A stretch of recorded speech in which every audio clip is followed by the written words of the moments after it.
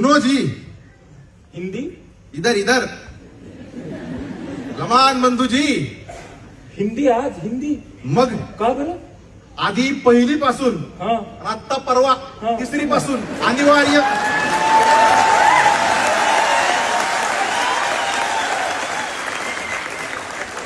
मैं क्या कहता हूँ इनकी तरफ से मेरी तरफ से आपको मराठी भाषा अभिजात होने की तहे दिल से शुभकामनाएं।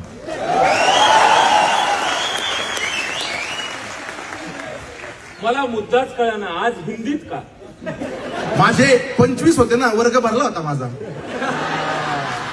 मग उद्या 25 पंजाबी असते मग पंजाबी अनिवार्य, उद्या 25 गुजराती असते मग गुजराती अनिवार्य। केम छो?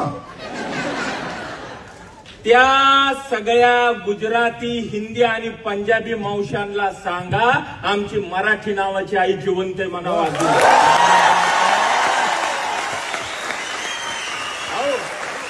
तिला म्हणावं, त्या सगळ्या मावशांना म्हणावं, ज्या सगळ्या मावशा सांगितलं त्यांना म्हणावं सणासुदीला येत चला। माऊलींच्या आमच्या ज्ञानेश्वरीच्या शब्दांनी तुमची वटी भरतो आणि तुम्हाला परत पाठवतो।